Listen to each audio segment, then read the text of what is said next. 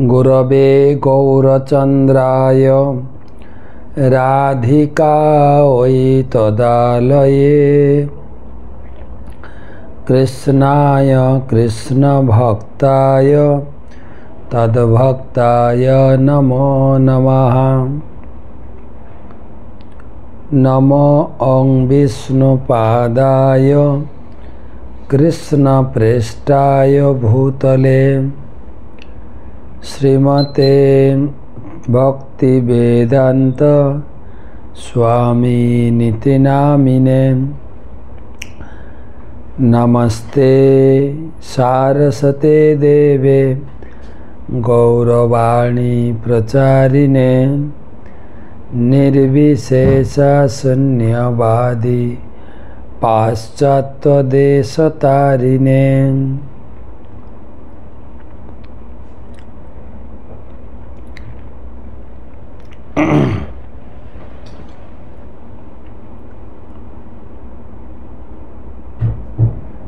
वंदे अहम श्रीगुरो श्रीयुतपदकमलं श्रीगुरून् वैष्णवांश्च श्रीरूपं साग्रजातं सहगण रघुनाथान्वितं तं सजीवं साद्वैतं सावधूतं परिजनसहितं कृष्ण चैतन्य देवं श्रीराधा कृष्ण पादान् सहगण ललिता श्री विशाखान्वितांश्च। हे कृष्ण करुणा सिंधु दीनबंधु जगत्पते गोपेश गोपिका कांत राधा कांत नमस्तुते। तप्त कांचन गौरांगी राधे वृंदावनेश्वरी वृषभानुसुते देवी प्रणमामि हरिप्रिये। जय श्री कृष्ण चैतन्य प्रभु नित्यानंद श्री अद्वैत गदाधर श्रीवासादि श्री गौर भक्तबिंद। हरे कृष्णा कृष्णा कृष्णा हरे हरे हरे राम राम राम हरे हरे।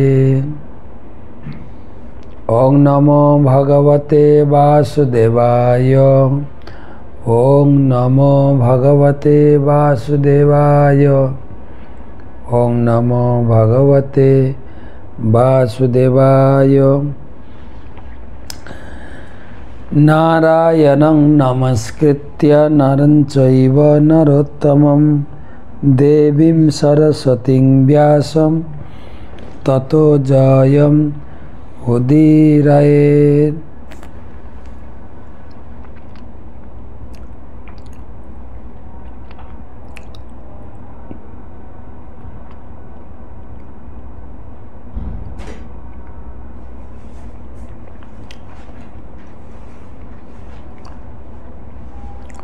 तमादिदेवं करुणानिधानं त्वमालवर्णं सुहितावतारम्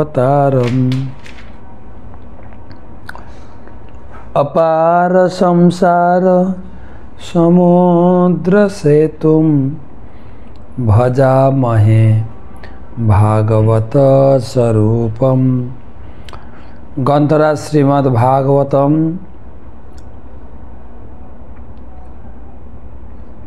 चतुर्थ स्कंधे पंचविंशति अध्यायेर आज के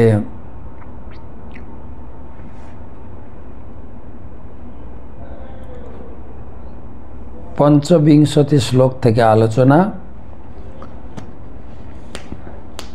आलोचना प्रसंग राजा पुरंजनेर इतिहास সেই উপলক্ষে আমাদের 854তম ভাগবত রসমাধুরী সেমিনার,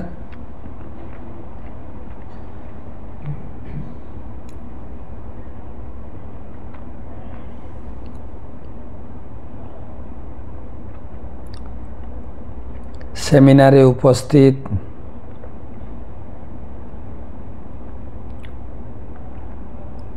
সমস্ত ভক্তমণ্ডলী, মমতাময়ী মাতৃমণ্ডলী, সবার প্রতি রইল কৃষ্ণপ্রীতি শুভেচ্ছা অভিনন্দন।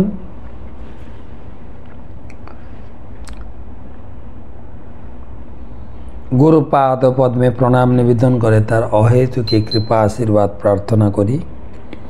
নমঃ বিষ্ণুপাদায় কৃষ্ণপ্রেষ্ঠায় ভূতলে শ্রীমতে জয় পতাকা স্বামী নীতি নামিনে। নম আচার্য পাদায় নিতাই কৃপা প্রদায়িনে। গৌর কথা ধামদায় নগর গ্রাম তারিণে।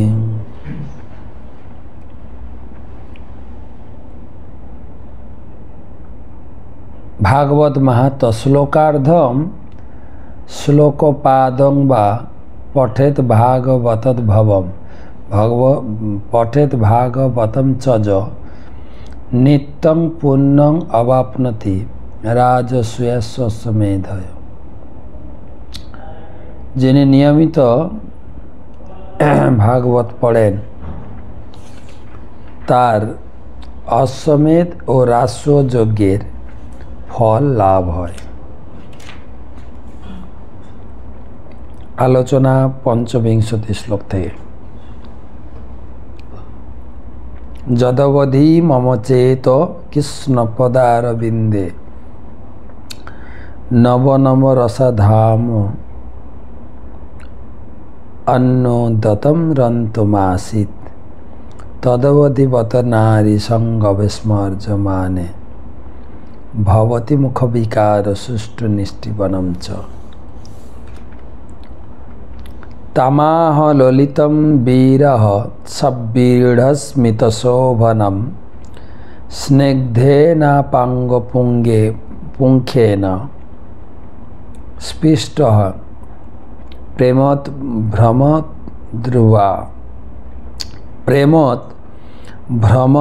ভ্রুবা। তামাহ ললিতং বীর সব্বীঢ়স্মিতশোভনম স্নিগ্ধেনাপাঙ্গপুঙ্খেন পৃষ্ট প্রেমৎ ভ্রমৎ ভ্রুবা।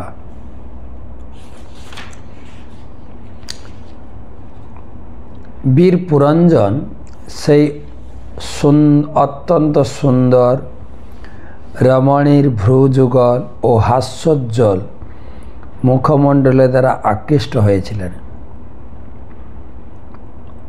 সেই রমণী লজ্জাভরে হেসেছিলেন।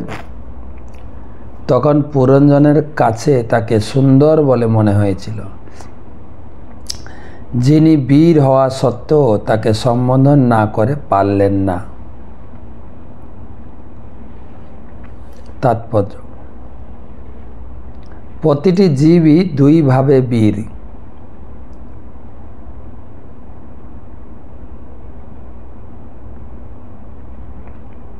সে যখন মায়ের শিকার হয় তখন সে মহান নেতা, রাজনীতিবিদ, ব্যবসায়ী, শিল্পপতি ইত্যাদি রূপে এই জড়জগতের একজন মহান বীর রূপে কার্য করে এবং তার বীরত্বপূর্ণ কার্যকলাপ জড় সভ্যতার উন্নতি সাধনে সহায়তা করে। একটা আছে জাগতিক ভাষায় বীর, আর তার বীরত্বপূর্ণ কার্যকলাপ জড় সভ্যতা সাহায্য করে। ইন্দ্রিয়ের প্রভু গোস্বামী রূপেও একজন বীর হওয়া যায়। জড়জাগতিক কার্যকলাপ হচ্ছে ভ্রান্ত বীরত্বপূর্ণ কার্যকলাপ, কিন্তু জড় ইন্দ্রিয়গুলিকে জড় সুখ ভোগ থেকে বিরত করাই হচ্ছে প্রকৃত বীরত্ব। এটা হচ্ছে জাগতিক বীরত্ব, আরেকটা হচ্ছে পারমার্থিক বীরত্ব। প্রভুপাদ বলছেন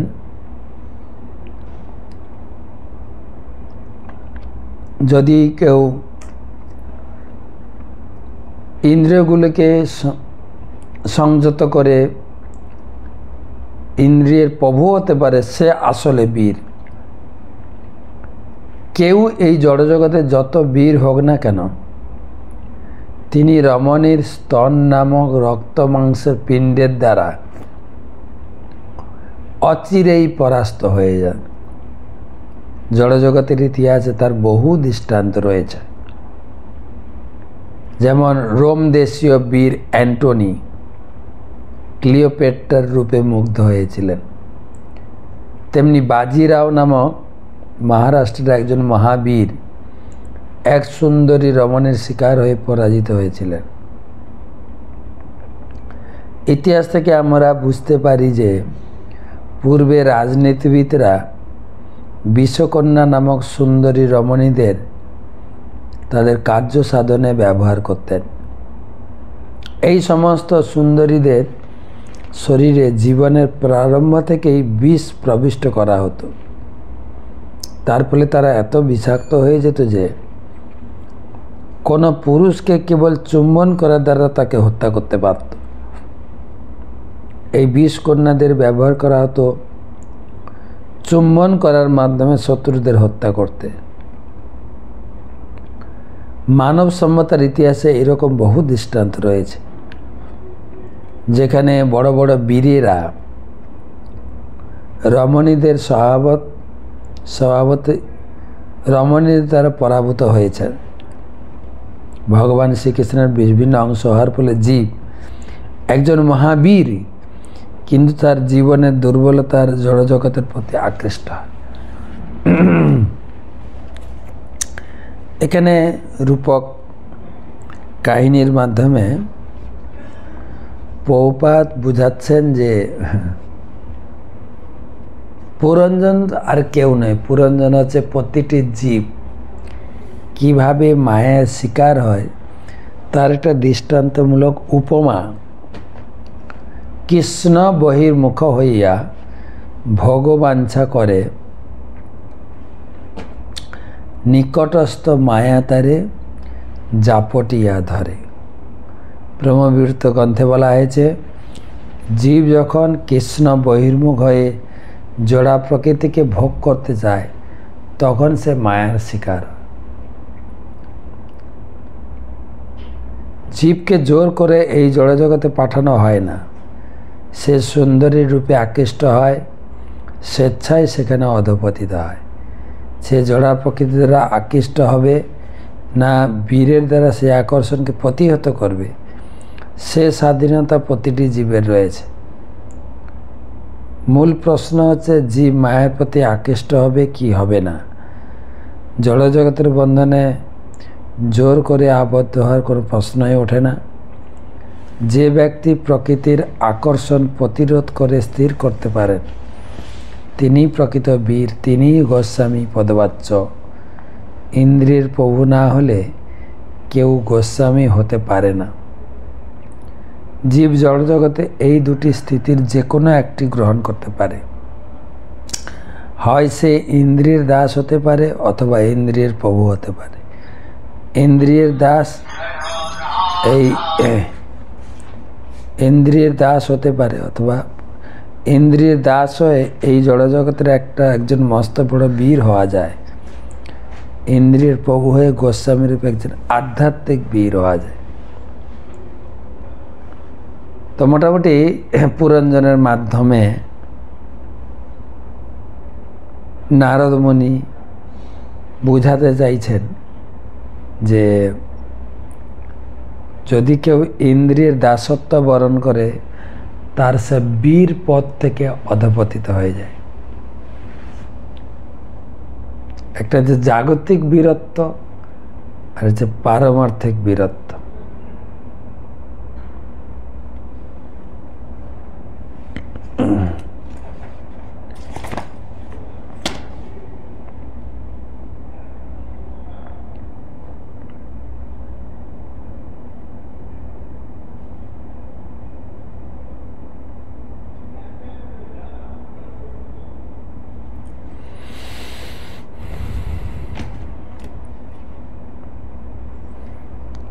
कातं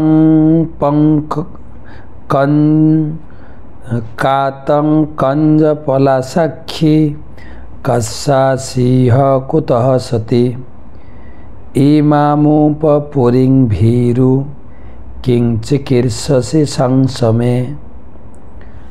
कातं कंजपलासाक्षी कस्सा सिंह कुतः सती इमामुपपुरीं भीरु किं चिकीर्षसि संसमे। हे पद्मपलाश लोचने তুমি কে, কার কন্যা, কোথা থেকে তুমি এসেছ, দয়া করে আমাকে বলো। তোমাকে দেখে মনে তুমি অতি সাধ্বী। কি উদ্দেশ্যে তুমি এখানে এসেছ, তুমি এখানে কি করার চেষ্টা করছো, দয়া করে তুমি আমাকে বলো।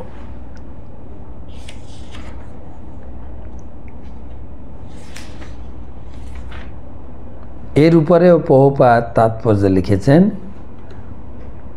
বেদান্ত সূত্রের প্রথম হচ্ছে অথাত ব্রহ্ম জিজ্ঞাসা।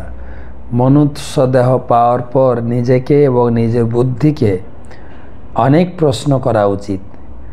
মনুষ্যতর জীবনে বুদ্ধি আহার নিদ্রা ও ভয় মৈথুনে ঊর্ধ্বে যেতে পারে না। কুকুর, বিড়াল, বাঘ আদি পশুরা সর্বদাই আহারের জন্য কোনো খাদ্য বা নিদ্রা যাওয়ার কোনো স্থান পাওয়ার আশায় খুঁজে বেড়াচ্ছে। সেই সঙ্গে আধ্যাত্মিক আত্মরক্ষা মৈথুনের চেষ্টাতেই সবসময় ব্যস্ত থাকে। কিন্তু মনুষ্য জীবনে যথেষ্ট বুদ্ধিমত্তা লাভ করা যায়, যার ফলে প্রশ্ন করা হয় যে কেন এই পৃথিবীতে এসছে, তার কর্তব্য কী, পরম ঈশ্বরকে, জড় পদার্থ চেতন পদার্থের পার্থক্য কী, কত রকমের প্রশ্ন রয়েছে। সে মানুষ বুদ্ধিমান, তার কর্তব্য হচ্ছে সমস্ত কিছু আদেশ সম্বন্ধে অনুসন্ধান করা, অর্থাৎ ব্রহ্ম জিজ্ঞাসা।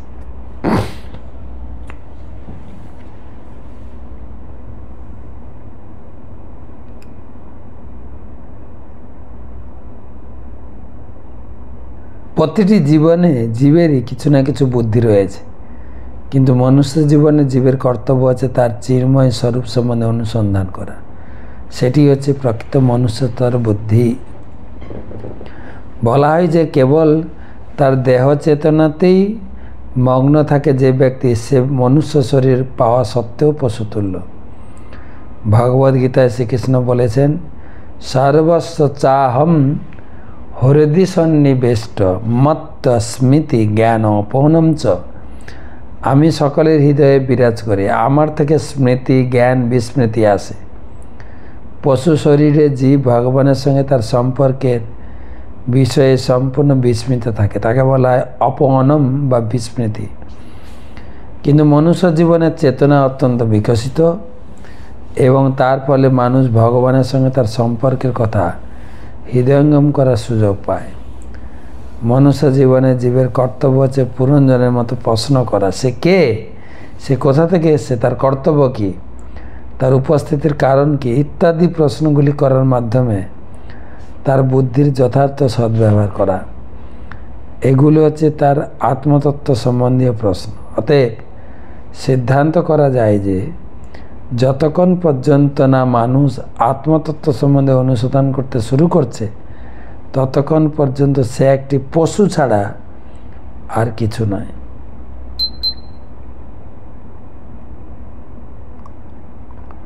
তো এখানে পুরঞ্জন নামক জীব সেই সুন্দরী রমণীকে বিভিন্ন প্রশ্ন করছে।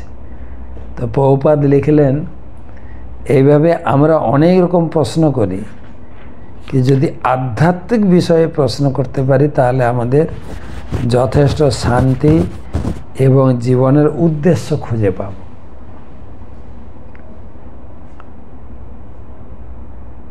ক এতে অনুপথা যেত একাদশ মহাভটা এতাবলনা ভূশুভ্রু কয়ম তেহই পুরসরহ।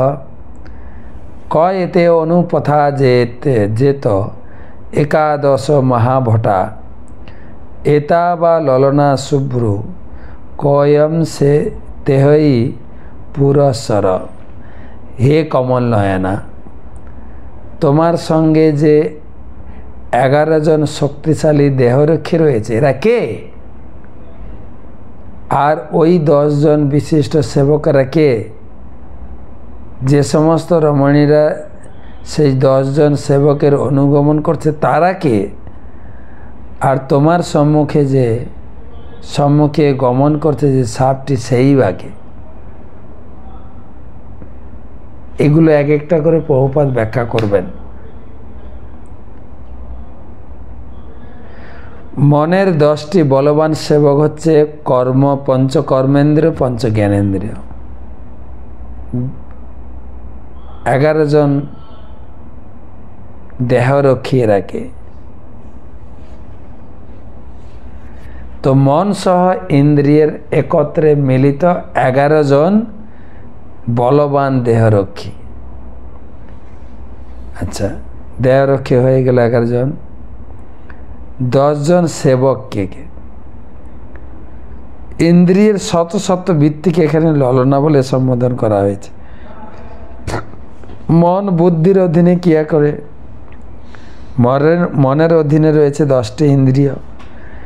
ইন্দ্রিয়ের অধীনে রয়েছে অসংখ্য বাসনা, কিন্তু এরা সকলেই প্রাণ শক্তির উপর নির্ভর করে, যাকে এখানে একটা সর্পরূপে বর্ণনা করা হয়েছে। যতক্ষণ পর্যন্ত প্রাণ থাকে মন সক্রিয় হয়, মনের অধীনে ইন্দ্রিয়গুলি সক্রিয় হয়। ইন্দ্রিয়গুলি থেকে বহু কামনা বাসনার উদয় হয়। প্রকৃতপক্ষে জীব, যাকে এখানে পুরঞ্জন রূপে বর্ণনা করা হয়েছে, সে এই সমস্ত বিষয়ের ভারে বিহল হয়। এই সমস্ত বিষয়গুলি কেবল উদ্বেগেরই উৎস। কিন্তু যিনি পরমেশ্বর ভগবানের শরণাগত এবং যিনি সব কিছু তাকে নিবেদন করেছেন, তিনি এই প্রকার উদ্বেগ থেকে মুক্ত। তাই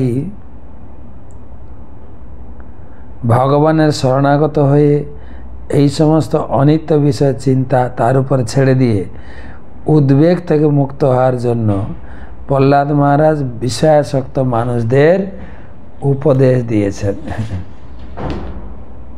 প্রহ্লাদ মহারাজ বলেছেন যে সমুত বিঘ্ন ধিয়াত যৎ সাধু মন্যে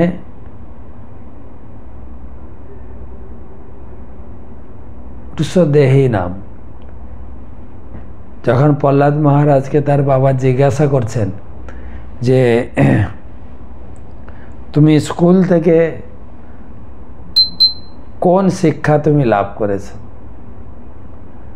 যৎ সাধু মন্যে অসুর বর্জ দেহি নাম সদা সমুদ্বিগ্ন ধ্যাম। হে অসুর বর্জ, আমার পিতাশ্রী সবসময় উদ্বিগ্ন মানুষ, সমুদ্বিগ্ন ধিয়া।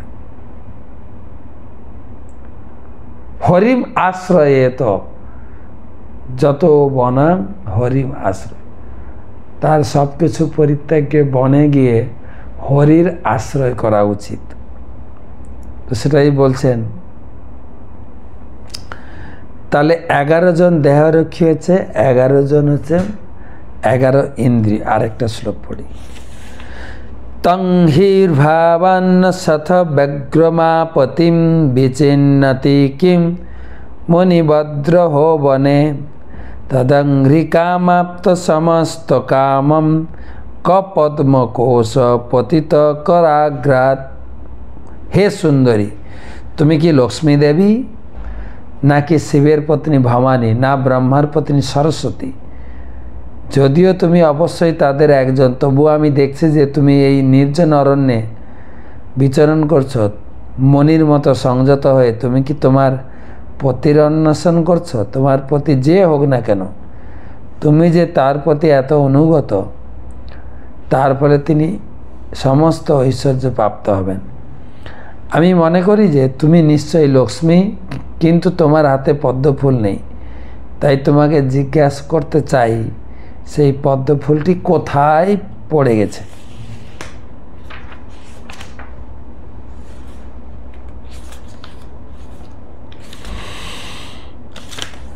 ও, এই রাজা পুরঞ্জনের কাহিনী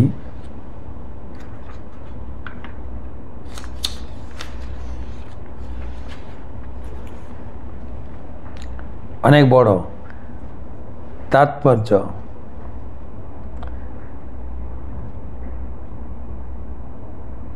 সকলেই নিজেকে সবচাইতে বুদ্ধিমান বলে মনে করে।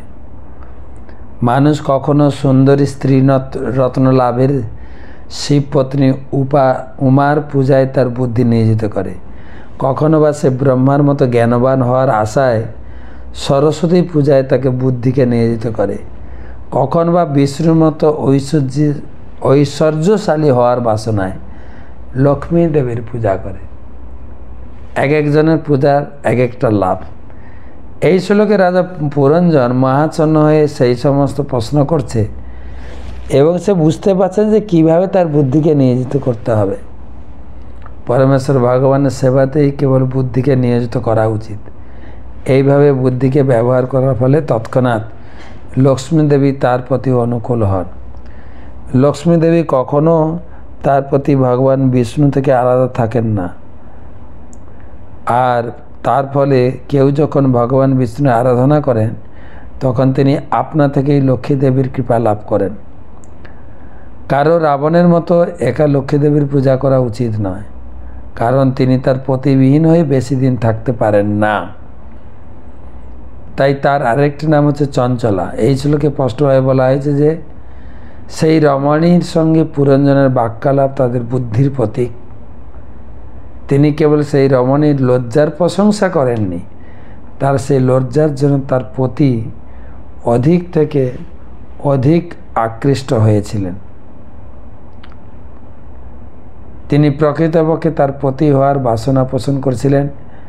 তাই তিনি জিজ্ঞাসা করেছিলেন তিনি তার ভবিষ্যৎ পতির কথা চিন্তা করছেন কি না, অথবা বিবাহিত কি না। এটি হচ্ছে ভোগ ইচ্ছার একটি দৃষ্টান্ত। যে ব্যক্তি এই প্রকার বাসনার প্রতি আকৃষ্ট হয় সেই জড়জগতের বন্ধনে আবদ্ধ হয়ে পড়ে। যিনি আকৃষ্ট হন না তিনি মুক্তি লাভ করেন।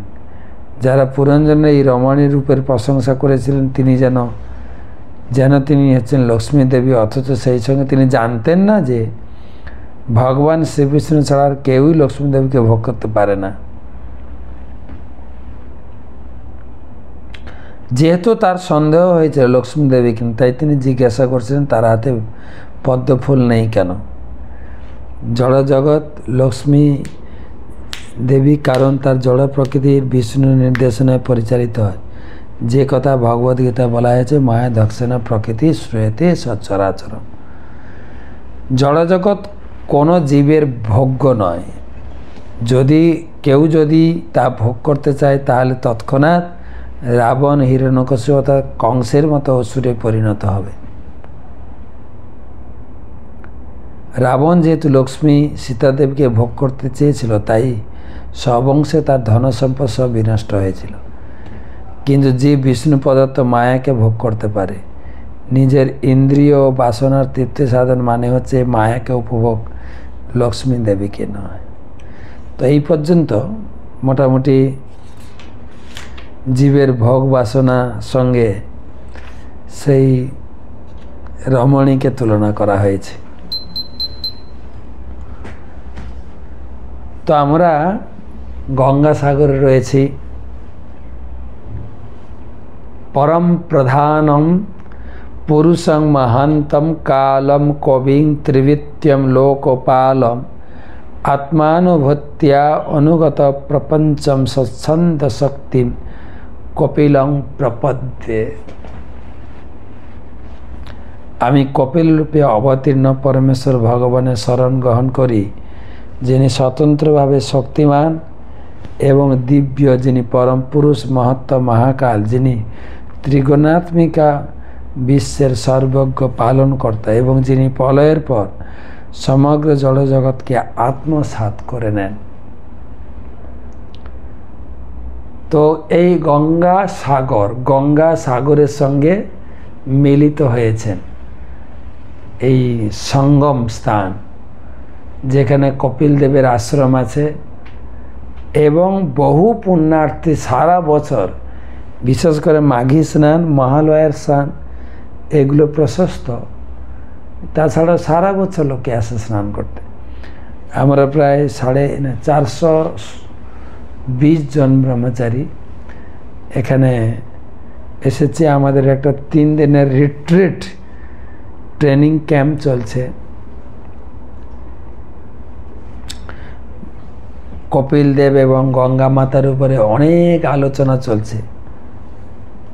সগর মহারাজের 2 স্ত্রী ছিল, কেশিনী আর সুমতি। কেশিনীর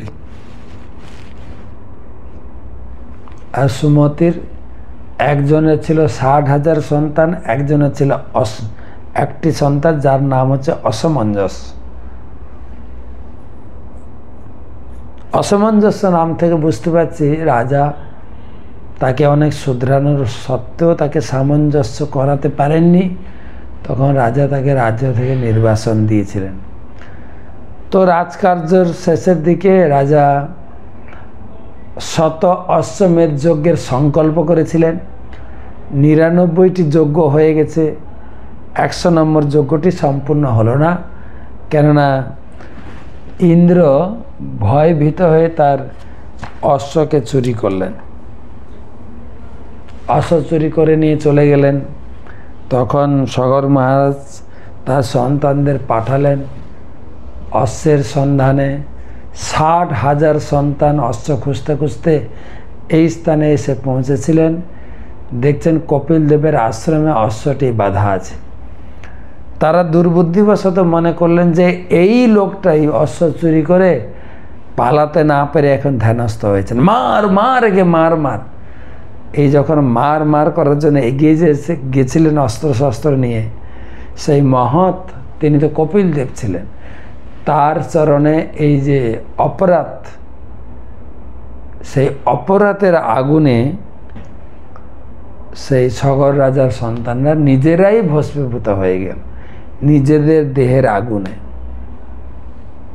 আর এই খবর যখন সগর মহারাজের কাছে পৌঁছালেন, অত্যন্ত মর্মাহত হয়ে এলেন, কপিল দেবের কাছে ক্ষমা চাইলেন এবং জানতে চাইলেন কিভাবে আমাদের এই পুত্রদের উদ্ধার লাভ হবে। তখন কপিল দেব বললেন, স্বর্গের ভগবতী যদি গঙ্গা এসে তাদের ছাই ভস্মের উপরে প্রভাবিত হতে পারে, গঙ্গা জলের স্পর্শে তাদের উদ্ধার হবে। তখন সগর মহারাজ অসামঞ্জস্যকে ফিরিয়ে এনে রাজ্য প্রদান করে গেলেন গঙ্গা আনয়নের তপস্যায়। তার জীবনে তপস্যায় গঙ্গা আনতে পারেননি, তিনি আদেশ দিয়ে গেলেন অসামঞ্জস্যকে। সেও তপস্যা করেছেন। অসামঞ্জস্যের পুত্র অংশুমান, সে তপস্যা করেছেন। তার পুত্র দিলীপ, তার পুত্র ভগীরথ, তিনি গঙ্গাকে সন্তুষ্ট করে গঙ্গা দেবী দর্শন দিলেন। গঙ্গা দেবী জিজ্ঞাসা করলেন যে কি হেতু তোমার এই কঠোর তপস্যা? তখন ভগীরথ তার পূর্বজদের উদ্ধারের বাসনা পোষণ করলেন। তখন মা গঙ্গাকে আসার জন্য অনুরোধ করলেন। মা গঙ্গা 2টো শর্ত রাখলেন। একটা হচ্ছে আমার বেগকে ধারণ করবে এবং আমার পবিত্রতার সুযোগ নিয়ে সবাই আমার জলে স্নান করবে, আমাকে কে পাপ থেকে মুক্ত করবে। তখন ভগীরথের হৃদয়ে ভগবান অনুপ্রেরণা দিলেন, বললেন যে বিষ্ণু ভক্ত, যারা উন্নত ভক্ত, তারা যদি তোমার জলে স্নান করে তোমাকেও পাপ থেকে মুক্ত করতে পারে। আর কে বেগ ধারণ করবে? শিব বেগ ধারণ করবে। তখন মা গঙ্গা উপর থেকে নামলেন, গঙ্গাকে শিব মাথায় ধারণ করেছেন, সেই জন্য শিবের আরেক নাম গঙ্গাধর। সেখান থেকে গঙ্গা প্রবাহিত হতে হতে সামনে ভগীরথ শঙ্খধ্বনি করে করে যাচ্ছেন, আর পিছনে গঙ্গা কলকল ধ্বনিতে দেবী সুরেশ্বরী ভগবতী গঙ্গে ত্রিভুবন তারিলি তরঙ্গে শঙ্কর মৌলি নিবাসিনী বিমলে মমমতি রাস্তাং তববোধ কমলে কলকল ধ্বনিতে এগোচ্ছেন। তারপরে ওখান থেকে প্রয়াগ, প্রয়াগ থেকে কানপুর, কানপুর থেকে পাটনা, তারপরে মালদা হয়ে বাংলায় ঢুকলেন। তারপরে আস্তে আস্তে নবদ্বীপে 1 মাস আটকে গেলেন। এসেছিলেন মাঘ মাসে, ফাল্গুন মাসে গৌর পূর্ণিমা তিথি উদযাপন করে চলতে লাগলেন। যেতে যেতে সেই জন্যমুনির কোষাকুষি আশ্রম ভাসিয়ে নিয়ে গেলেন। জন্যমুনি তাকে পান করে ফেললেন। জন্যমুনির কন্যা হিসেবে জাহ্নবী নাম হলো। তারপরে চলতে চলতে এইখানে এসে সাগরের সঙ্গে মিলিত হলেন, আর সেই সগর মহারাজের বংশধরদের উপর দিয়ে প্রবাহিত হলেন। সগর বংশের উদ্ধার হলো। তো সেই প্রথা এখনো প্রচলিত আছে যে মৃত্যুর পরে কারো যদি ছাই ভস্য বা অস্থি গঙ্গাতে বিসর্জন দেওয়া হয়, সে উদ্ধার লাভ করে। তো আমি সবাইকে অনুরোধ করি, মৃত্যুর পরে কি আমার অস্থি গঙ্গায় ফেলবে ঠিক নাই, যতবার পারেন গঙ্গা স্নান করুন জীবন থাকতে থাকতে। মায়াপুরে এলে তো অবশ্যই স্নান করবেন। তো সেই গঙ্গা সাগরে বৈশাখ মাসে উপস্থিত হয়েছে। এখানে আমাদের সঙ্গে 8 জন মহারাজ আছে, 8 জন। হ্যাঁ, 2 জন গুরুদেব আছেন, আমাদের পরম পূজ্য শ্রীশ্রীমৎ ভক্তি গৌরব নারায়ণ স্বামী মহারাজ, আর আছেন আমাদের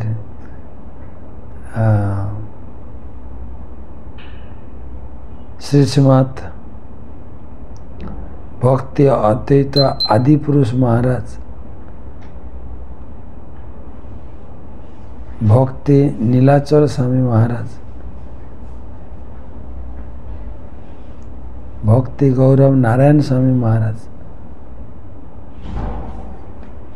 হলধর স্বামী মহারাজ, ভক্তি আনন্দ হরিদাস মহারাজ, ভক্তি প্রচার পরিব্রাজক মহারাজ, ভক্তি নীলাচল স্বামী মহারাজ, ভক্তি আশ্রয় বৈষ্ণব স্বামী মহারাজ।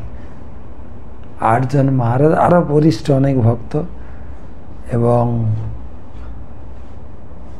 রয়েছেন আমাদের প্রায় 420 জন ব্রহ্মচারী। 3 দিনের এই বৈশাখে সেমিনার চলছে, এবং বহুবিধ অনুষ্ঠান, ট্রেনিং, সাধুসঙ্গ, একসঙ্গে স্নান, কীর্তন, নৃত্য সব মিলিয়ে খুব সুন্দর অনুষ্ঠান চলছে। তো সেখান থেকে আমি আপনাদের গঙ্গাসাগর থেকে কথা শোনাচ্ছি। অক্ষয় তৃতীয়া উপলক্ষে যে সমস্ত গীতাদান এসছে এবার পাঠ করে। কালকে একটু কপিল দেবের কথা শোনাবো। না, কালকে তো আমাদের টক শো, পরশু দিন, কালকে দিনটা আছে, কালকে টক শো, পরশু দিনে। শ্রীত নিতাই দাস অক্ষয় তৃতীয়া উপলক্ষে 4টি গীতা, তুষার শর্মা 4টি গীতা, মানসী মাইতি 2টি গীতা, রাধিকেশ হরিদাস 11টি গীতা, অনুভব মল্লিক 3টি চৈতন্য চরিতামৃত, সুবিলাসী মাধবী দেবীদাসী 20টি গীতা, দিব্য গোলকেশ্বরী দেবীদাসী 8টি গীতা, শ্রীনিবাস পেড্ডি 11টি গীতা, জগৎ পাবনী সত্তা দেবীদাসী গুজরাট থেকে 2টি গীতা, শুভাময়ী চম্পকলতা দেবীদাসী 24টি গীতা, সদাশিব সীতানাথ দাস 75টি গীতা কলকাতা থেকে। তো যে সমস্ত ভক্ত গীতা দান করেছেন অক্ষয় তৃতীয়া উপলক্ষে, তাদের কৃতজ্ঞতা জানাই। অক্ষয় তৃতীয়ার দিনে আপনার নামে পুজো হবে। তো